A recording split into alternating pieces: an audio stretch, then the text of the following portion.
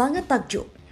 Pelatih Bali U17 akui kekuatan timnas Indonesia hingga sebut timnas Indonesia U17 layak di Piala Dunia. Naturalisasi Emiliano Jonathan resmi diproses. Media Belanda soroti duet maut di timnas Indonesia. Yuk Sobat Kamus Balai, kita simak selengkapnya sebagai berikut.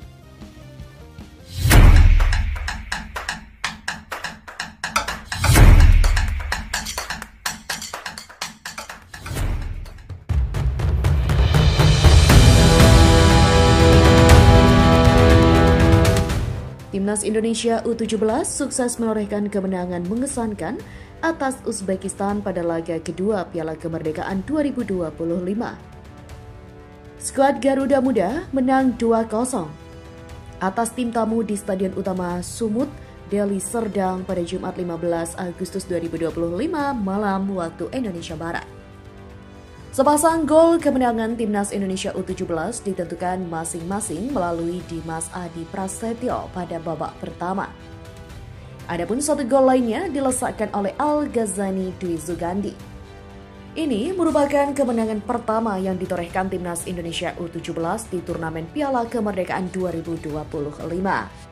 Sebelumnya, pasukan Nova Arianto bermain imbang 2-2 melawan Tajikistan pada Selasa 12 Agustus 2025. Pelatih Timnas Indonesia U17 Nova Arianto melakukan rotasi cukup mencolok di pertandingan ini. Tak ada Evandra Florasta, Zahabi Goli, Fadli Alberto, ataupun Mirza Firuzatullah sejak menit pertama.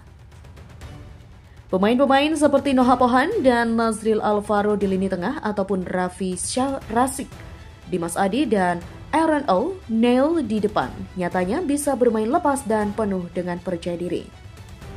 Terbukti dengan gol cantik yang dilesaikan Dimas Adi Prasetyo memanfaatkan umpan silang dan kesalahan bek Uzbekistan dalam menghalau bola.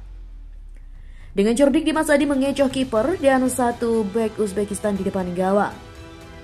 Meski turun dengan skuad rotasi, skuad Garuda Muda bermain dengan impresif dalam mengimbangi permainan Uzbekistan. Gol kedua Al Ghazani lewat skema sepak pojok juga membuktikan impresif pasukan Nova Arianto. Menghadapi Uzbekistan yang unggul secara individu tak membuat ciut nyali Azril Alvaro dan kawan-kawan untuk bermain secara agresif.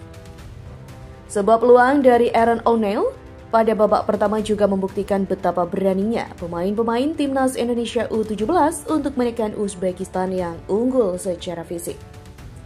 Kecepatan lini tengah dalam membaca permainan dan umpan-umpan kunci membuat Aaron hampir saja menggandakan keunggulan setelah melewati kiper Uzbekistan. Masuknya Matthew Baker, Evandra Florasta dan Zahabi Goli di babak kedua membuat permainan Indonesia U17 di babak kedua semakin percaya diri.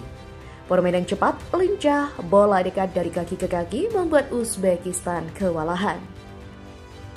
Sementara lini belakang Timnas Indonesia U17 yang diisi oleh Putu Panji, Muhammad Al Ghazani, Dava Zaidan, dan Azizu Milanesta bermain cukup solid dan disiplin pada paruh pertama. Mereka bahu-membahu mengamankan lini pertahanan dari ancaman serangan Uzbekistan. Beberapa kali upaya dari tim Uzbekistan selalu membentur tembok pertahanan Indonesia U17. Pasukan Nova Arianto berani berduel dalam penjagaan daerah maupun pergerakan pemain lawan. Putu Panji dan kawan-kawan juga menunjukkan kesulitan di babak kedua dengan membuat para pemain Uzbekistan masih kesulitan membongkar. Ujian selanjutnya, Timnas Indonesia U17 adalah Timnas Mali U17. Ini adalah laga yang akan menjadi ujian berat bagi pasukan Nova Arianto, di mana Timnas Mali U17 adalah tim yang benar-benar kuat. Mereka menghajar Uzbekistan dengan skor telak 5-1. Dan menundukkan Tajikistan U17 dengan skor cukup telak pula 4-2. Pelatih Timnas Mali sendiri sangat mengakui kemajuan pesat Timnas Indonesia U17 dan menyebut bahwa Timnas Indonesia memang sangat layak berada di panggung besar, yaitu Piala Dunia U17 di Qatar nanti. Pelatih Mali, Adama Diallo, yang kebetulan hadir di stadion untuk menyaksikan Timnas Indonesia U17 sekaligus menganalisa kekuatan Timnas Indonesia U17, mengaku sangat takjub dengan permainan yang ditampilkan Timnas Indonesia U17.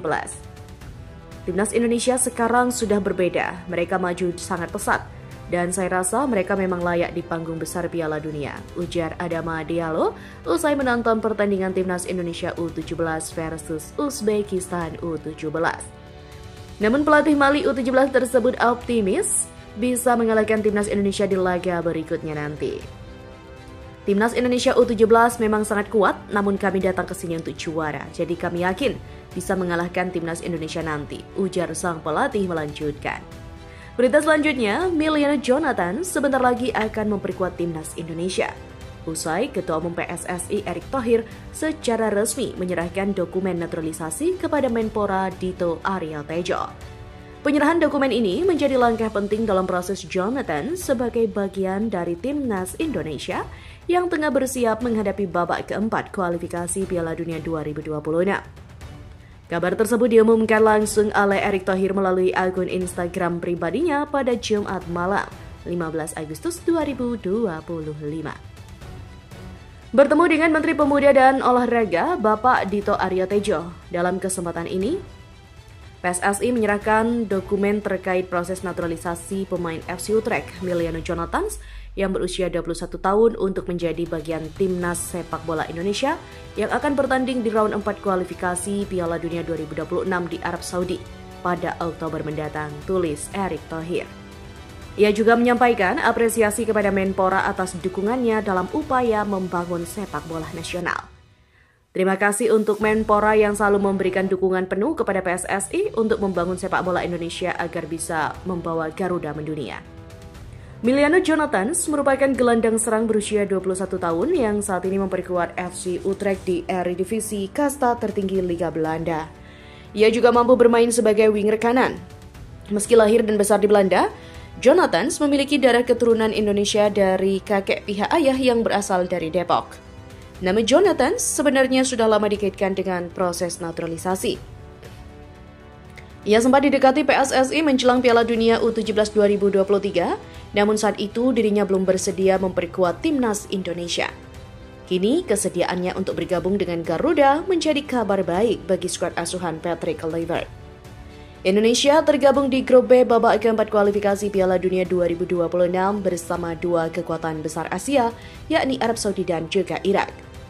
Pertandingan perdana akan digelar pada 8 Oktober melawan Arab Saudi, diikuti duel kontra Irak pada 11 Oktober. Masuknya Jonathan ke dalam skuad dinilai akan menambah kedalaman lini serang Timnas Indonesia yang terus dipersiapkan untuk bersaing secara kompetitif di level tertinggi. Sepak bola Asia yang terus dipersiapkan untuk bersaing secara kompetitif di level tertinggi sepak bola Asia. Media Belanda soroti potensi duet mematikan Emiliano Jonathan dengan Ole Roumanie. Penyerang muda FC Utrecht, Emiliano Jonathan, kini menjadi perhatian utama PSSI dalam proyek naturalisasi pemain jelang ronde keempat kualifikasi Piala Dunia 2026. Media Belanda Voetbal Primer melaporkan bahwa PSSI tengah melakukan pendekatan serius terhadap pemain berusia 21 tahun tersebut dengan harapan ia mau membela Timnas Indonesia. Dalam laporannya, Voetbal Primer menyebut Jonathan sebagai prioritas utama naturalisasi, seiring ambisi Indonesia untuk memperkuat lini serang. Pemain yang bisa beroperasi sebagai winger maupun gelandang serang ini dikabarkan sedang mempertimbangkan tawaran tersebut bersama perwakilannya. Jonathan dinilai punya potensi besar untuk langsung menjadi andalan di lini depan Garuda. Situasi ini pun semakin menguntungkan baginya, mengingat Ole Roumanie, striker utama Timnas tengah mengalami cedera usai tur pramusim di Indonesia.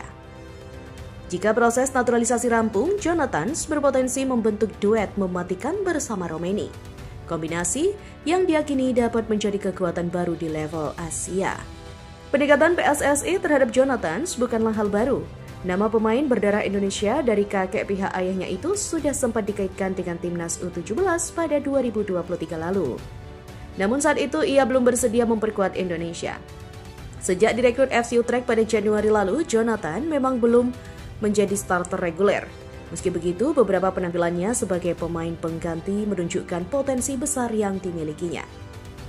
Kehadiran pelatih-pelatih Belanda seperti Patrick Kluivert dan Alex Pastoor di Timnas Indonesia disebut menjadi nilai tambah yang dapat mempengaruhi keputusan Jonathan.